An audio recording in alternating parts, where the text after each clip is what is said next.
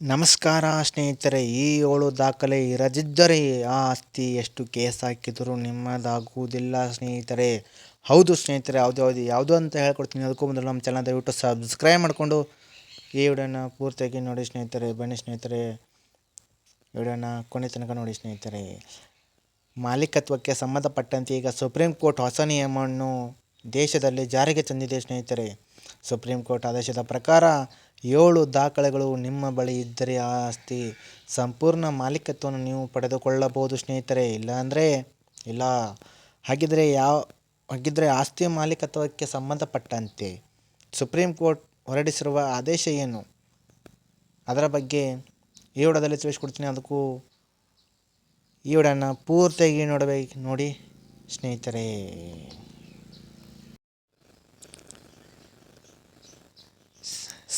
ಈಗಿನ ಕಾಲದಲ್ಲಿ ಆಸ್ತಿ ಮಾಲೀಕತ್ವಕ್ಕೆ ಸಂಬಂಧಪಟ್ಟಂತೆ ಅನೇಕ ತಕರಾರುಗಳು ನಡೆಯುತ್ತಿರೋದನ್ನು ನೀವು ಕಣ್ಣಾರೆ ನೋಡಿರ್ತೀರ ಸ್ನೇಹಿತರೆ.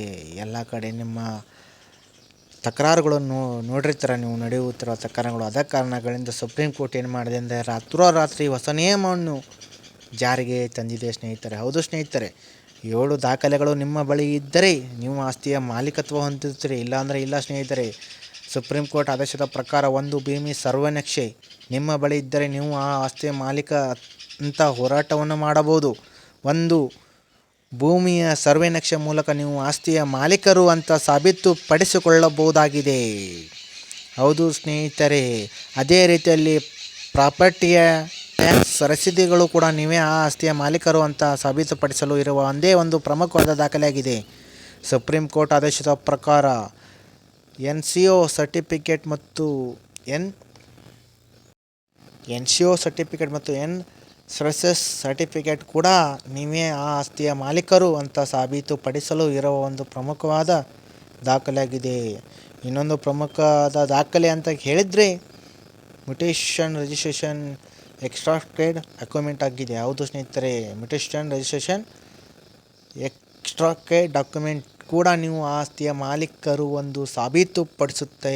ಅದೇ ರೀತಿಯಲ್ಲಿ ಆಕ್ಯುಪೆನ್ಸಿ ಸರ್ಟಿಫಿಕೇಟ್ ಮತ್ತು ಜನರಲ್ ಪವರ್ ಆಫ್ ಅಟಾರ್ನಿ ಕೂಡ ನೀವೇ ಆ ಆಸ್ತಿಯ ಮಾಲೀಕರೆಂದು ಸಾಬೀತುಪಡಿಸಲು ಇರುವ ಒಂದು ಪ್ರಮುಖವಾದ ದಾಖಲೆಯಾಗಿದೆ ಸ್ನೇಹಿತರೆ. ಹೌದು ಸ್ನೇಹಿತರೆ, ಈ ಎಲ್ಲ ದಾಖಲೆಗಳು ಜೊತೆಗೆ ನೀವು ಪ್ರೊಫೆಷ್ನಲ್ ಲೆಟರ್ ಕೂಡ ಇಟ್ಟುಕೊಳ್ಳುವುದು ಬಹಳ ಅಗತ್ಯವಾಗಿದೆ ಸ್ನೇಹಿತರೆ. ಈಗಿನ ಕಾಲದಲ್ಲಿ ಬಹಳ